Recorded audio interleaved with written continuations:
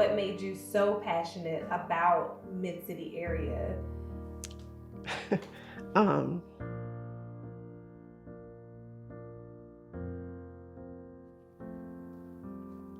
Sorry. The idea began in a meeting at the Baton Rouge General Hospital. And Mid-City was an idea until it became a reality. It wasn't even called Mid-City. The Mid-City was not a term at that time. So the title came about in a kind of an interesting way. There was an automobile dealership located over there on Choctaw and Foster in that area named Mid-City Ford. All enterprises in the Mid-City area, all seeing and experiencing everything that was going on and watching what had been a centerpiece of the community in years gone by, but just deteriorate. Yeah. I still remember going into this little office space at the Baton Rouge General in Florida, and they gave me a desk, and I walked in that day and thought, oh my word, what am I going to do? Mid-City is just a miracle of God, okay? Figure it out. I mean, none of us knew what we were doing. We had a heart to do something, but we didn't know what to do. Mid-City Redevelopment Alliance was founded by Baton Rouge General in the fall of 1991.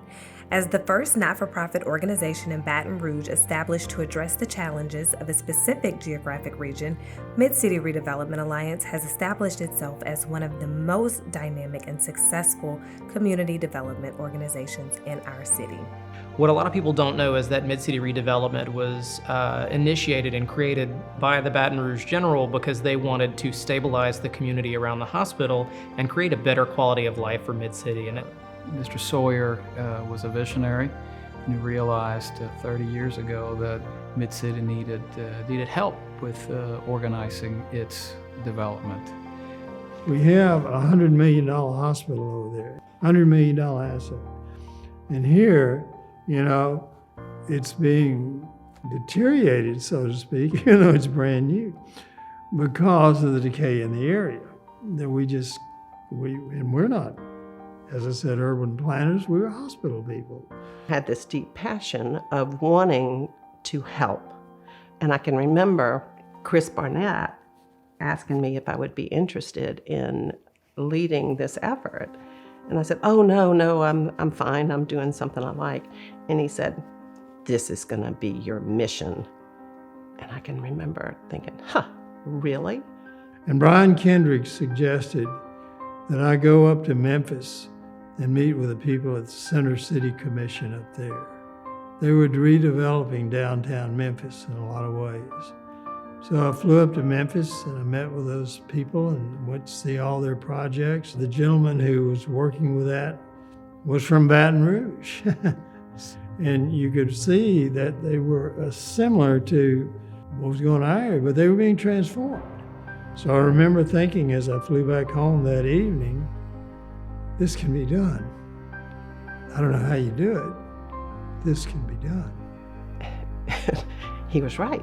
It was my mission, and it became that. It was totally heart-centered, and it was not ever about what could I accomplish. It was about the people in the neighborhood. I originally came to Baton Rouge in 1970, and I was a vice president at the Baton Rouge General Hospital. At the time of Mid-City, I was the CEO of General Health. You have to have an anchor. In the work that I've done over the years, every successful project, every successful redevelopment project has had an anchor. Secondly, most people didn't realize when it came to clinical capability, the acuity level in our hospital, as we compared all across the state, we were one of the top 3 hospitals in the state in terms of acuity. The Baton Rouge General and General Health System decided that they were committed to this. You cannot have a successful redevelopment of anything without having an organization in place that is always there. If you look at Baton Rouge from 50,000 feet and you say, where would you put a hospital? Greatest clinical need is in the zip codes contiguous to the 3600 block Florida Boulevard facility. So my goal was to rebuild the 27 blocks that were surrounding the Baton Rouge General so that that would be a safe, walkable neighborhood for people that lived there and people that were at the General. The area all around the hospital was deteriorating. Doctors were relocating out on Essen Lane and South Town and things of this sort. There was no name for this. I didn't have a board. I had Tom Sawyer, I had Chris Barnett, but I had nothing else.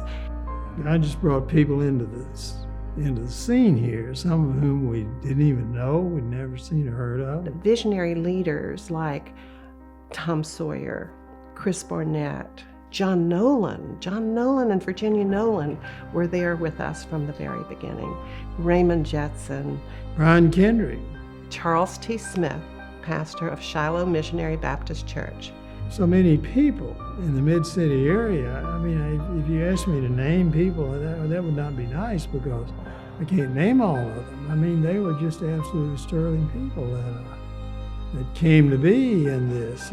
That were passionate about doing something that would have a lasting value. All of a sudden, we discover this mid-city community. You know, we discovered the people that lived here. For 30 years, our supporters have sustained our vision for a community that works for everyone. The collective aspirations of so many have been realized in a city center that is now more diverse, thrilling, and filled with increased opportunities. I can say honestly, in the beginning, it was just a huge Herculean undertaking. To think that it would become what it has become and continues to be is beyond any dream we could have had. We were really struggling to figure out how could we get the people from the neighborhood involved. I was proud of the fact that it took on a life of its own. I mean, we instituted a process here, and we were fortunate. We were able to provide resource and things of this sort. Then we brought in Boo Thomas, who just had the expertise that we didn't have. I had no experience in rebuilding neighborhoods. I had gotten a graduate degree in landscape architecture, and my first job out of grad school was to work for an architectural firm that was doing the first comprehensive plan for East Baton Rouge Parish. And so you think about the tentacles that spread from this one little idea that Tom Sawyer had, and recruiting me, and then giving me the freedom to do whatever I thought was best. That was what we had hoped for, but it was, you know, when it's started happening, and people started really getting involved and taking ownership and supporting it and investing their pride and everything in it, it was overwhelming to us. We practice comprehensive community development through prioritizing people and place. Collaboration is central to the work and is enhanced by diverse relationships. MCRA strives to provide all members of the community with an opportunity to share in the benefits of revitalization. Mid-City Redevelopment has been integral in the formation and early support of the Parade Mid-City GRA. We're so fortunate to have them and their presence in Mid-City Baton Rouge. Mid-City Redevelopment Alliance is vital to the community because not only are we engaging our citizens through our resident leadership programs, but we're also building affordable housing. I'm a first-time home buyer through Mid-City Development. They helped me establish my credit, and now I'm living in a beautiful home built by Mid-City. We're really excited about 2022 with the opportunity to build 6 new homes within the Mid-City community, and one of those being eco-friendly and sustainable and affordable to the average citizen. Hi, I'm Pastor Devin Wright of the New Ark Baptist Church in Old South Baton Rouge. I'm also a resident leader through the Mid-City Redevelopment Alliance. And I'm so grateful to that organization for just allowing me an opportunity to connect with other leaders passionate about their communities across the country, and then to provide also much needed resources that allowed us to have an event in our community that was built on creating unity, connecting our space, and really leveraging that sense of history that we have. It's exactly what Mid-City Redevelopment has done. It's been, like I said, a constant force for good and for support, and showing people that there's always a voice looking out for the community of Mid-City. What I would like to see with Mid-City is for it to sustain itself, to continue to do the good work that's been doing. When you look at the changes from the GO-MAP plan on Government Street, and you look at the redesign of Government Street, that is such a spine that could support so much more. Hey y'all, my name is Garrett Kemp. I earned circa 1857. I love MCRA's tool lending program. As a small business owner, we have plenty of art events every year, and their program where they lend tents and tools and other materials is perfect for us for each of those events. So we came up with something called Pick Up Mid-City. Recruited people from the neighborhood, and they all came out. We found things like that would involve people that they could do themselves. That was how we built the trust. And so that then went from Pick Up Mid-City to a Fix Up Mid-City. The vision that I have for the city is no different than the vision that other folks have had, which is that we have to create a sense of place. That once you create that space, then private development takes place.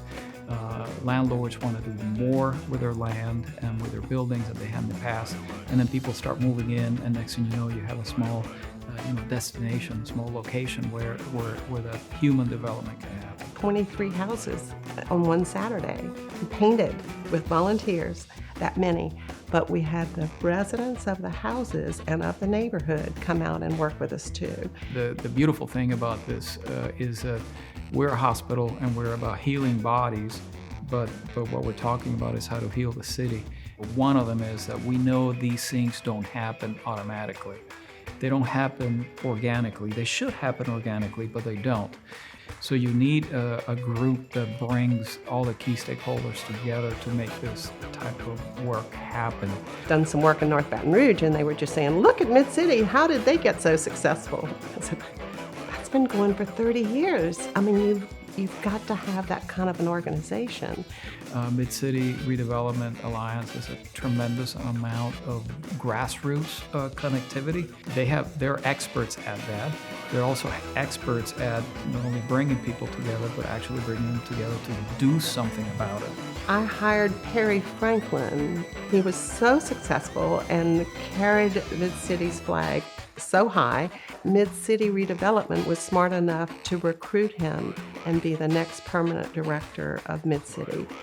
And his vision, his leadership, his passion is what made us so successful. You get out of an organization what you put into it, and so, being a part of the resurgence and the revitalization of the community, not just in the commercial and the art sphere, but in the community development and residential sectors, is the only way to make sure that we're long-term sustainable. When Perry stepped down, Samuel Sanders. When you have leaders like Perry and Sam who continued to fulfill the vision and the mission of Mid-City Redevelopment, that's truly why Mid-City continues to be successful. I've said that Florida is a dividing line between North and South, between white and black, and it needs healing. Our hospital on the street is designed to separate North from South, and what I want to do is create an environment where those sides meet and flourish. Hopefully will become a healing place for the city.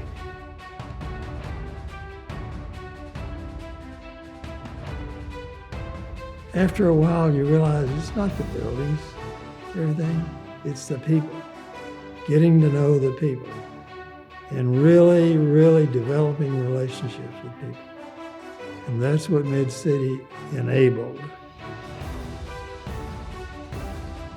And so if you want to see a Baton Rouge that thrives, a Baton Rouge that is united, you have to be concerned about Mid-City. What is that common saying? It takes a village to raise a child. It takes a parish to raise a Mid-City.